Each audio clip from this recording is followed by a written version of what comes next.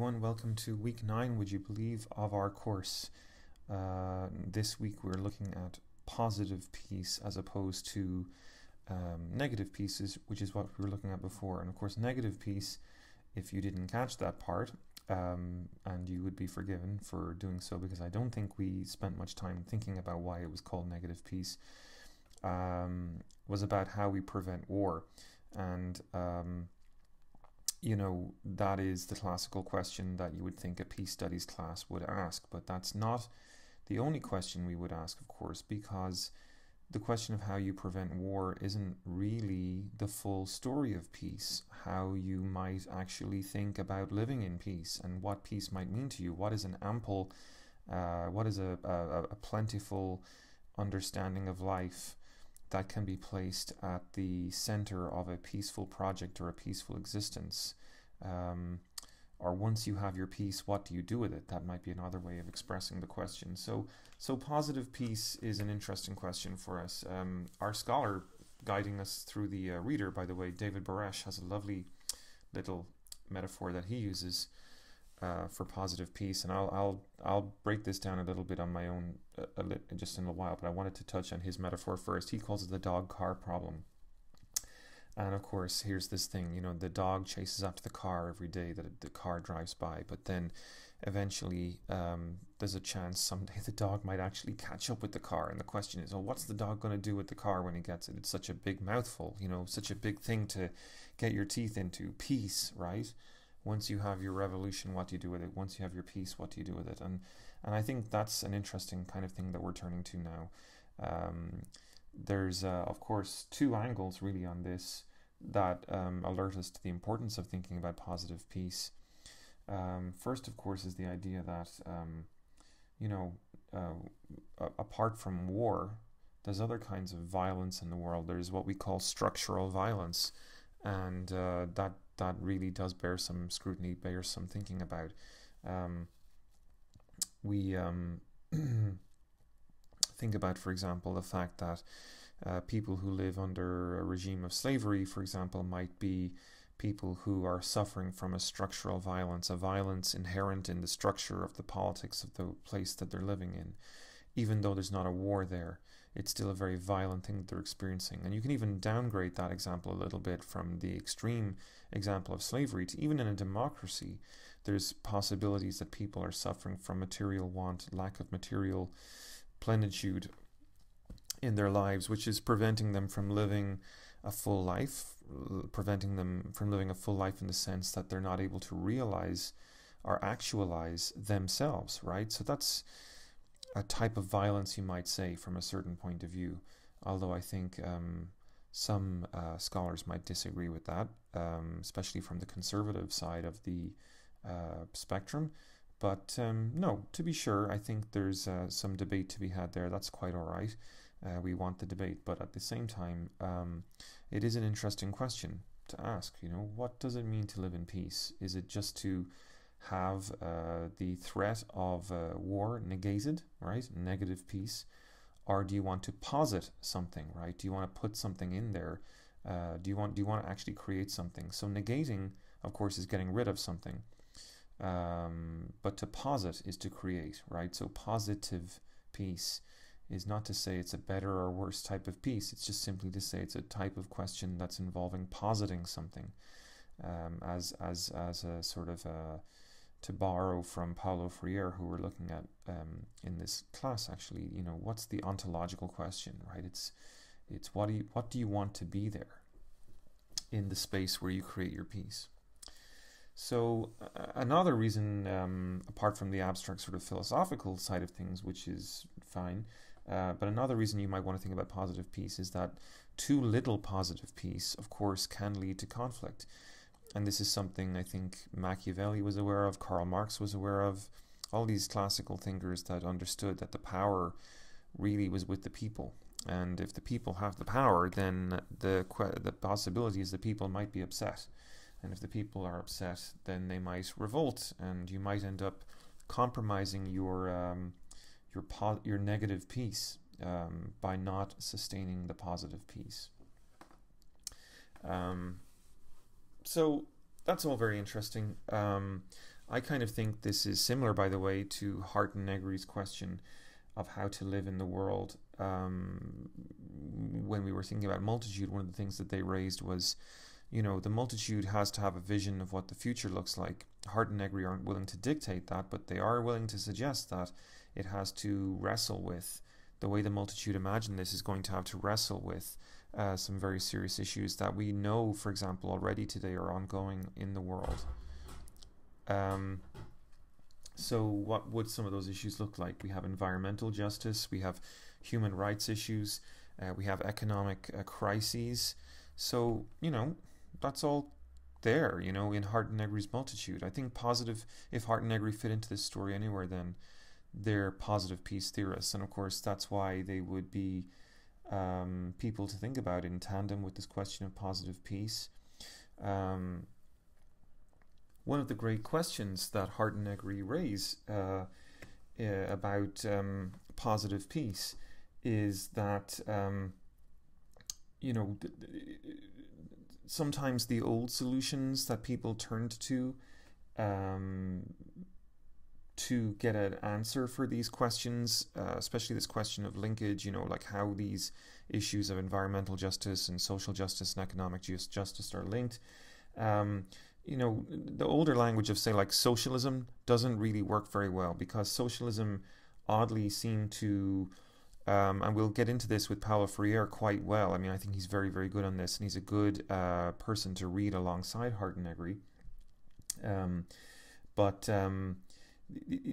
This is this question, of course, whether socialism or communism or these older ideologies are very good for navigating us into positive peace thinking. If all these issues that we've been talking about are interlinked, if they form a sort of a joint or equal part of the context of the struggle for justice, then why would you want to pick a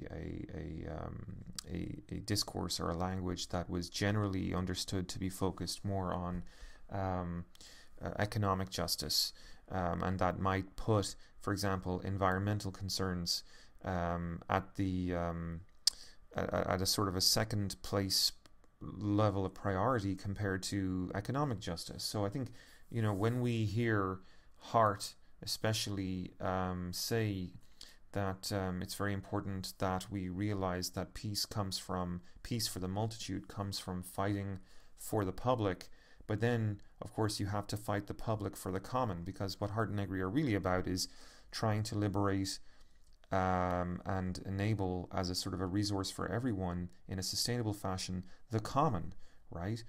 Which isn't quite the same thing as, political power, right? Socialism wanted political power to enable the economic wealth of the masses, right? But the problem with the political power, and if this is getting too much, we'll just hang on a second, because we'll get into it more with Friere. I think he maybe puts it a little bit more accessibly than Hart. But Hart is arguing that the problem with socialism is that it can sort of become politically, I think, doctrinaire, because of its incredible faith and belief in the power of the state. And of course, in so doing, it compromises one of the aspects of the common, which is the ability of people to make decisions for themselves, to use the airwaves, to use the media, to use powers of communication, to legislate for themselves, to govern themselves. And why should that power be sort of monopolized in the state? That's the question. And Hart is firmly opposed to that principle. So that's interesting. Now let's talk about Al Gore. The of course, Nobel Prize winner 2007 was very, very briefly president of the United States of America, I think. Although obviously that's legally not a reliable claim, but anyway. So just some things to say about this. I mean, this global warming issue, I think, is not going away. I try to focus on it in my classes a little bit. I think it's I think certainly in relation to positive peace, it's certainly worth thinking about, because of course the question is, what kind of planet are we going to have if we pursue peace, right? Without thinking about what the peace is for or what the peace is about, then obviously we're not going to get very far. There was a report in the New York Times over the weekend, March 7th to be precise, actually, basically saying that scientists have now been able to come up with new technologies now to be able to come up with a pretty accurate measurement of the Earth's temperature record, going back 4,000 years now. And of course, I don't know if you know this, but I mean, we have long duration ice core samples, which give us roughly sort of grand sweeping conjectures over, say, the course of millennia. And we have very, very accurate information going about 1,500 years. And that was always the problem, the sort of the mismatch between the millennia and the 1,500 years. But now we have accurate data going back 4,000 years, and also pretty accurate information going back, even back as far as, say, like the what's called the early Holocene period. So we're getting a very accurate picture now of what the Earth has generally behaved like, especially in recent times. Basically since the last ice age, we kind of have a more accurate picture now of what the Earth has been doing. And we know that the Earth has been warming and cooling on its own. But we have come to a point now where we're able to sort of identify that the transition in temperature, the change, the relative change in temperature has been very, very rapid indeed. In fact, it's never been faster in the 4,000 years that we can measure. And it's quite clear that from the information we have that the Earth generally has not behaved this way at any other time that we have accurate measurements for. So, and it's likely to get warmer still, by the way. So, what scientists in the New York Times were reporting over the weekend was that probably we were going to have another ice age in a couple of thousand years. That now looks very unlikely. Not that we would necessarily have wanted that, but of course, the reality is, you don't just stopping an ice age might have been technologically possible, but certainly you don't want to sort of accidentally prevent one by going too far the opposite direction either. So that wouldn't be good. But the real factor here, of course, is the speed. Now, Al Gore in his article talks about back in 2007 predicting that maybe the Arctic ice sheet might be completely gone in the summer. I think he's saying 20 to 30 years from the time that he is speaking. Today, I looked this up.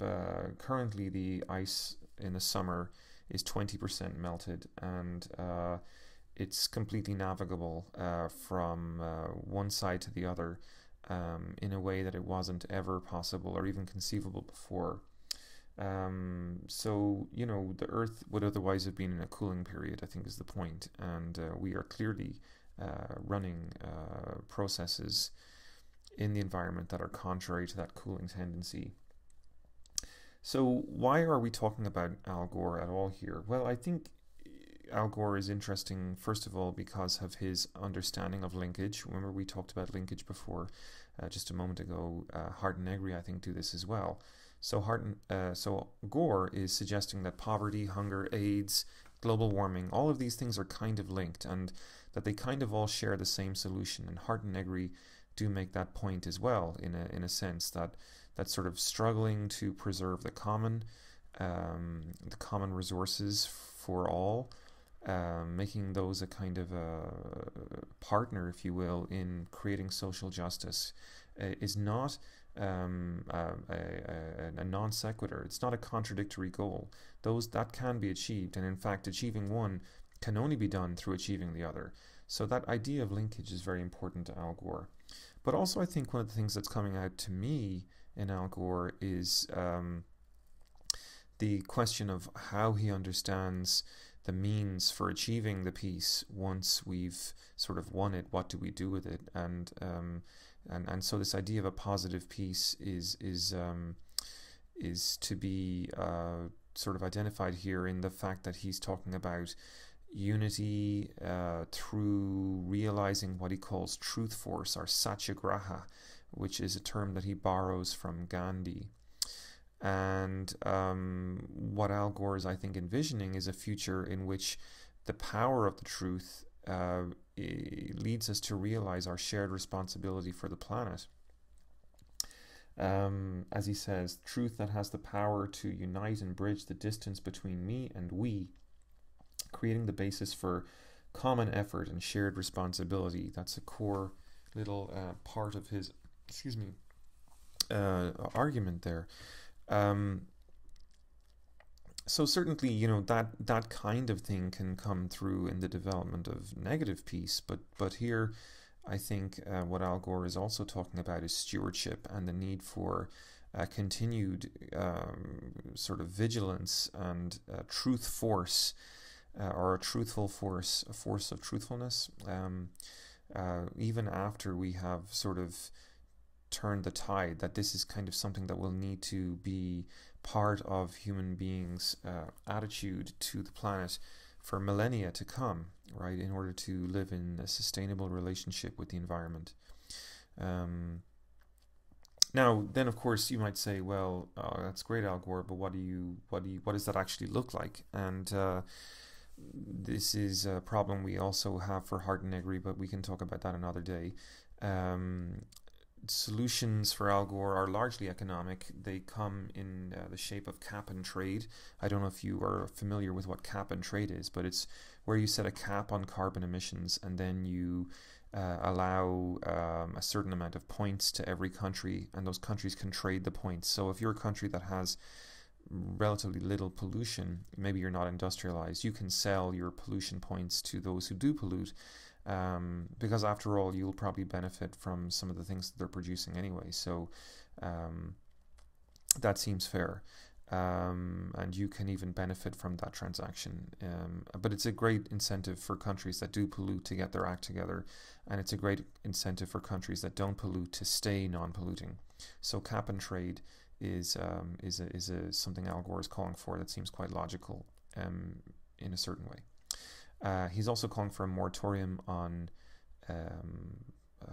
dirt emissions into the atmosphere, particulate emissions into the atmosphere, and a carbon tax, which I think is very controversial and certainly does exist in certain parts of the world. But with the financial crisis happening, it's seen also to be a constraint on growth, and a lot of people don't like that idea, especially during a time of financial crisis. So, but one thing to really say here is that Al Gore, for all his idea of linkage, is someone who's still very much sort of putting this sort of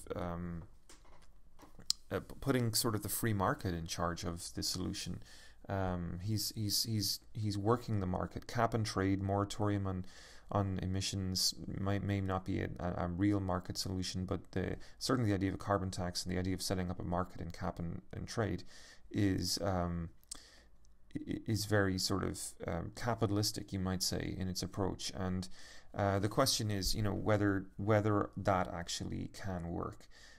With the size of the problem being so vast as it is, maybe in fact the problem needs to be more centrally organized. There needs to be maybe more coordination, certainly, but also perhaps enforcement mechanisms, that kind of thing. And Al Gore really doesn't talk too much about that, but I think probably sooner or later that will come, because global warming is obviously happening much faster than we thought, and I think the governments are starting to realize that. And I think once you have obvious things going on like tsunamis hitting New York City, I think obviously the economic impact of that is just phenomenal. They're still repairing and patching together New York City after that impact. So, it's not unrealistic to expect or to anticipate that certain changes will have to come in the structure of international relations. But someone who seems to be much more willing to address this issue is Paulo Freire. And when I say this issue, I mean the linkage between economic power and economic relations and the kind of world we want to live in, this world that we're trying to think about in terms of positive peace. Paulo Freire is a Brazilian theorist of education. But here, he's not just talking about education. He's talking about the linkage between education, and he's talking about education, I think, as a metaphor or a parable. Metaphor is better for how we can create a sustainable peace on the planet. And I don't know that he mentions the environment exactly head on here, but you can see, and maybe we can try to think about how some of these concepts would be useful for applying to the environment. So one thing I really wanted to, I mean, I like the Freire piece because I think, you know me, I like philosophy, and I like the way Freire is operating here. I see a lot of Hartenegger here. I see a lot of, if ever you guys in a chance get time to read Gilles Deleuze, then you will see maybe a little bit of what I'm talking about here, that this sort of idea of arguing by axiom, right? Because, of course, science can't really tell us, what human life is for. That's something we do through thinking. And it's our positive thought, if you will, that creates a sense of what a fulfilled human life is for, what humanity, and of course it's not something you can dictate to other people, right? So if some human beings feel that they're dehumanized and they want to be more human, who are we? What scientific metric could we develop that would say that they were wrong, right? It's impossible. Philosophically, we have to start with the idea that all human beings want to have full lives, and so certainly the force of masses of people emerging who claim that they are dehumanized and that they are denied their vocation as human beings is a real cause for concern. I mean, it's a major challenge for us to respond to. But Paulo Freire wants to take this problem head on and sort of examine this complex idea of what it would look like to live in a world where we were more human, where we felt more human, and indeed we were more human. The key thing for him here is to sort of take this philosophical potential that we have to declare ourselves not yet fully human and say that the project has more to offer, the vocation or the project has more to offer, to take that really seriously, and to say, I guess, by with some confidence that where because of the reality of the facts of global poverty, that this vocation is, as he says, constantly negated, yet it is affirmed by this very negation, right? Because even though you keep people down, keeping them down only really shows you what they're not yet able to be. And so you oddly, even though the original sort of axiom is that human beings want to be full, the fact that they're kept down proves that they want to be full. Does that make sense? Right? You're kind of like saying that the exception proves the rule. At least that's the way I would try to explain it.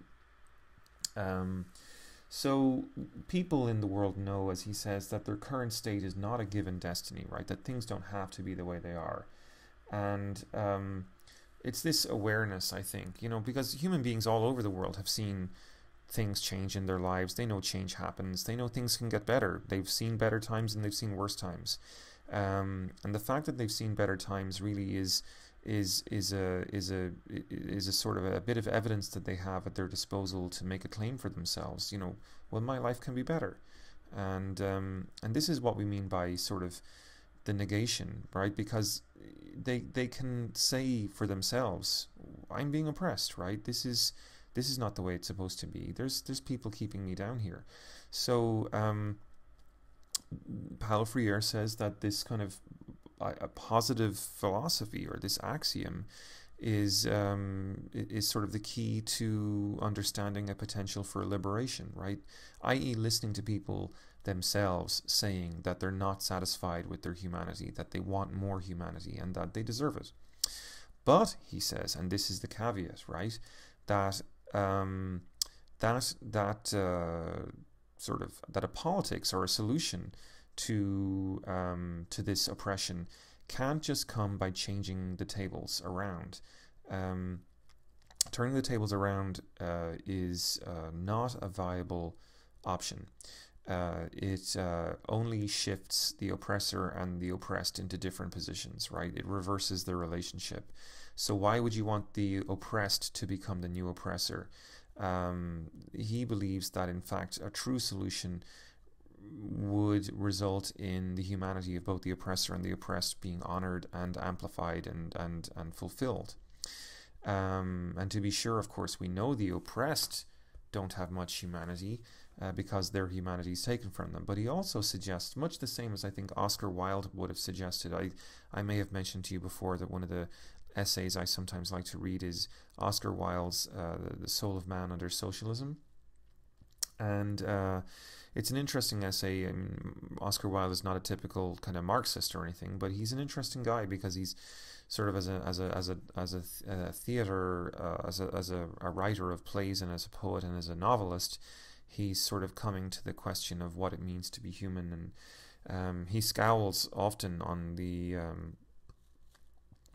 idea of charity, and I think I see that here in Paulo Friere, the same kind of argument that that look, like a system that allows charity is kind of an unjust system, right? Because charity, as Paulo Freire is saying, can only exist through the perpetuation of injustice, right?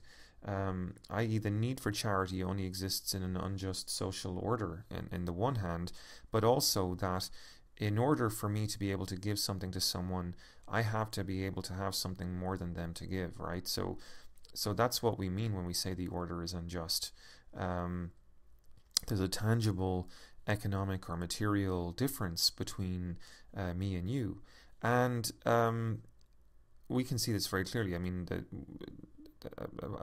was an interesting argument made a couple of years ago by a philosopher by the name of Slavoj Žižek, Zizek, and he was complaining about Bill Gates giving away all this money, to charity, and saying, well, what kind of world do we live in where that kind of accumulation of wealth is even possible in the first place? It's great for Bill Gates to give that money away, but what does it say about social justice, right? That one human being can have, unilateral control over that much wealth and that much power, the power that wealth gives to to take those resources that money is the symbol that sort of the symbol that gives us the power to buy huge and access huge resources and to make decisions about how those resources should be used. If I can buy mountains and mountains of coal, enough, if I have more money than several small countries, well, what's democracy for? Isn't it about coming together to decide how resources should be allocated? Why would one man be allowed to, or should be allowed to have that much money? So that's kind of where Paulo Freire is coming from here. And Oscar Wilde makes the same argument. So false generosity then is possible only through the existence of a social order that's fundamentally unjust, whereas true generosity destroys the causes of false generosity by kind of going to war, if you will, waging war against the causes of false generosity. So that's an interesting argument. What's more interesting, however, and I like this piece for this reason, is how Paulo Freire models for us how that war might take place or what that war might look like. And it's very, very interesting because he turns immediately to this metaphor of teaching, of the classroom, and specifically invokes, as we'll see, this question of love. And I have to hand it to him, right? It's a bit of a shocker when you first sort of see love and the classroom right after he basically calls for declaring war on the conditions of false generosity. But that's where he goes, and I think it's a testament to him that he has got this kind of complexity going on in his work. It's very interesting, and it certainly gives us pause for thought, because he's already telling us we can't just like wage a war of revolt, right? Because then the oppressed become the oppressor. So how do you do that? How do you engage in a true generosity, destroying the causes of false generosity, but in a way that doesn't destroy anything, right? Going to war without going to war, like what does that mean? So that's the question we have to ask.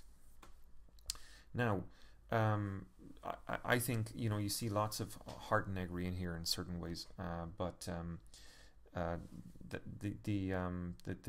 key thing here is to try to think through how the oppressed can be self-dominating, right? And of course, this is we're going to get into the classroom in a minute, but just before we get there, because one of the problems he's going to mention about the classroom is that students tend to think that they don't have any power. Students tend to think that the teacher is the master, and that they and that it's all as it should be. That they are empty vessels, and that they have no agency. That the master, the oppressor, the teacher, has all the power, has all the control, and this is what it's supposed to be like, right? This is what education is.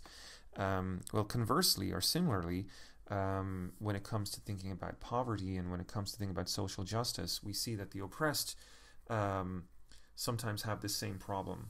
Now, the oppressed, and also we will be saying the students, because he says only the oppressed can save us, and he says only the students can really teach, right? Or the professor can only really learn. The students don't learn, right? The students teach. So where's he going with this? Why reverse this? Why say the oppressed are going to save the world, and why say the students are the best teachers? Well, this is, I think, at the center of his argument, right? But the big, before we can get to that, we have to confront a big problem that students and the oppressed both have, and that is that they often desire their own oppression. I mean, students desire to be passive, right? Students desire to be kind of, it's a nice option for them, right? They're disaffected, they're alienated, and they believe that the true model of knowledge is what they're seeing when they look at their teachers. Similarly, for the oppressed, the model of manhood lingers in their mind in the shape of their oppressor, right? Friere argues that the shadow of their former oppressor is still cast over them. If ever you guys have ever read Michel Foucault with me, you know exactly what we're talking about here. Foucault talks at length about the repressive hypothesis, where he talked about the Victorians having been thought of by people in the 1960s and 70s as sort of somehow created a ideology that repressed sexuality. And he goes, that's not true at all. The Victorians didn't repress sexuality. They were, in fact, the people who created sexuality. And so I think this kind of idea of Foucault ultimately uses this kind of argument, by the way, to create a way of thinking about the nation state. That we're so used to thinking of an oppressor being over us that we kind of, when we're given a chance to be in power, we become statist. We become we tend to become oppressive, right? Because that's how we think it should be done.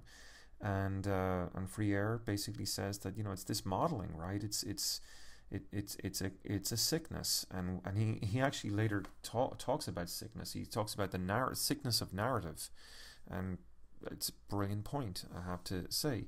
But we got to remember the axiom that he set up for here. I mean, the goal is to have a fuller humanity. So, if becoming a professor or becoming an oppressor doesn't help that, right? Because it can't, right? Becoming the oppressor doesn't help you live a fuller humanity. It just makes you paranoid, as Oscar Wilde reminds us. It makes you the master. It makes you sort of someone who's anxious to control, as opposed to living a fuller existence. You're kind of stuck in a paranoid sort of delusion, and so the poor can't win by becoming rich. The oppressed can't win by becoming oppressor, and the student can't win by becoming the teacher. So what assets do these people have? I'm interested in the fact that Friere mentions this term midwifery right in the middle of the piece, and I was like, what the hell is that doing there? And then I started reading on a little further, and I found that he was mentioning this word love a lot, and I thought to myself, well, what does a midwife do? Only practice the crafts of very early and basic nurturing, which are the stock and trade of love, right? This is love is the ability to create life, right? And that's what a midwife does. That's what the poor can do as well, because the poor are as Hart, if we remember from Multitude, that wasn't in Multitude. Hart and Negri were arguing that the poor have all these potentialities for creating language, for creating resources from the land.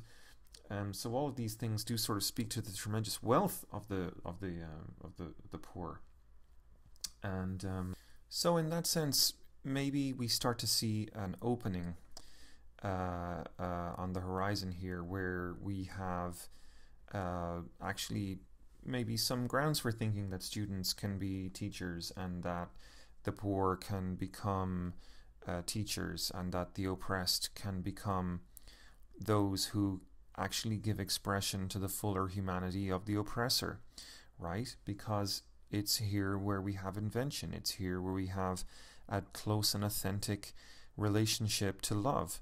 It's here that we have, perhaps, if I want to borrow this word again, the midwife, right? It's here that we have the midwife of a potential future that we haven't realized yet, but that could be there. So the wrong thing, then, he's saying, I mean, I love this quote in the middle of it, right, which is the idea that the one pole aspires not to liberation, but to identification with its opposite pole, right?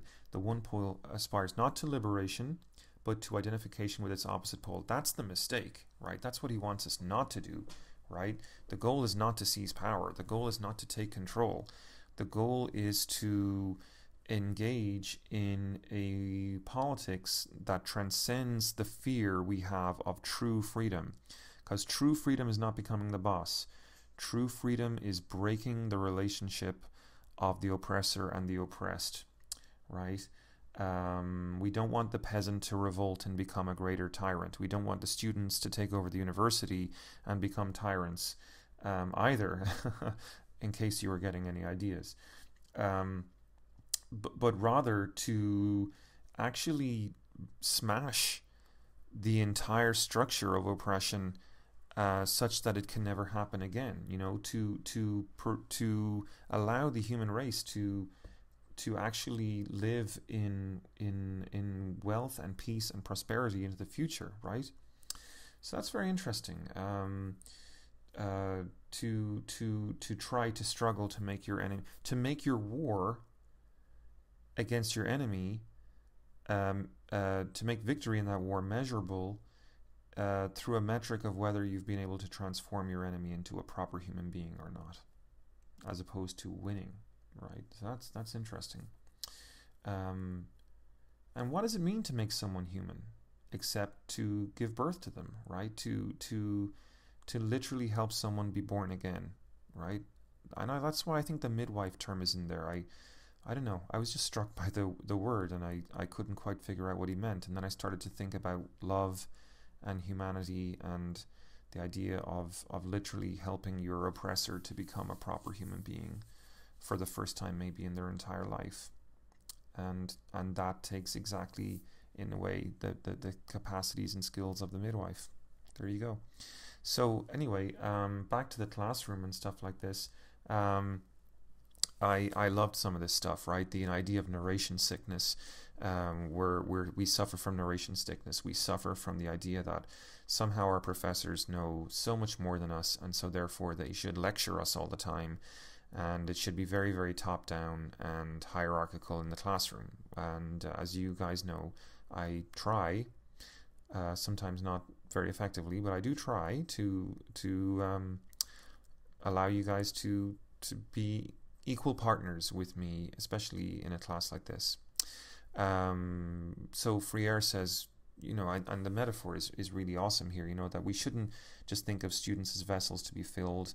You can think of the oppressed in there as well. Students don't just see that they actually are the problem, though, on the other hand, is just as the oppressed have a bad model in their minds about what it means to be a master.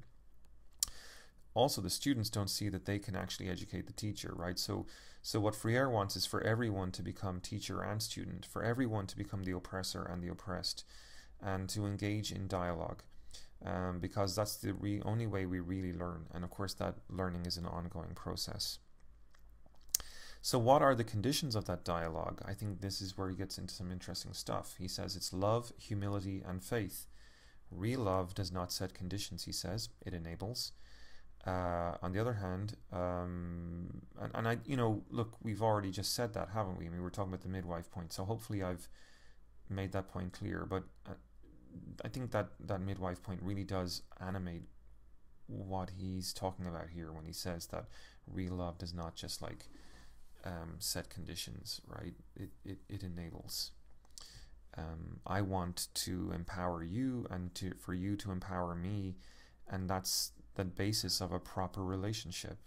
It's something Hart and Negri talk a lot about in their most recent book, by the way, which we're not reading, but it is their book Commonwealth, which is a full length book. It's the third in the Empire trilogy. There's Empire, Multitude, Commonwealth. So you can have a look at that if you want, or you can ask me if you want to ask me. I wrote a piece which appeared in the Journal of New Political Science called Love as a Battlefield, and I talk about some of this stuff there. So humility, then, the second point. Humility sets aside fear of displacement. It welcomes one's own weakness. Displacement is, going back to our Bill Gates example earlier on, why would we not be willing to give up our tremendous wealth when we don't need all of it? Because we don't want to be displaced. We don't want those people, right, to take the money, to take the wealth. Because what would they do with it? They're only crazy people. They're irrational. They don't have self-control. And so, giving away all the wealth to people who would just squander it seems like a bad idea. But of course, Friere is saying that this is nonsense, right? That what the poor teach us is humility, right? They're not afraid of displacement. They have no power to preserve because they're at the bottom of the heap, right? So it's their modesty, it's their being at the bottom of the barrel that really shows us how to live. We should welcome our own weakness then, just as the poor live and love with their weakness all the time. They don't, they probably should, but I mean, they don't go around complaining about the fact that we displace them, and look at what those people do with the wealth, reversing the paradigm. So, and then of course the third thing, and I'll end it here, but I think this is a nice point as well. The dialogical man, right? Because we've already said that the condition here is dialogue. So if the condition of love is dialogue, he says somewhere actually, and dialogue is love. So axiomatically, if we're just sort of using a philosophical definition here, then what does it mean to be a dialogical man? To be a dialogical man is to accept, by definition, that dialogue is possible. And if dialogue is possible, that means that progress is possible. Maybe not ultimate agreement, but certainly it means you should have faith in other people, by definition. And that we may not ever get to the promised land, so to speak, but we should believe in redemption, and that we should believe that it can get better every day. Maybe not perfect, but we can make it better every day. And so I like the elements here then: love, humility, and faith being the three elements of dialogue that will ultimately help us in the classroom, and ultimately help us in terms of trying to establish the positive peace that we need in order to save the planet. So there you go, guys. We will talk in class this week about I think it's Samantha Power, part 1, and I will see you then. Okay, take care. Bye bye.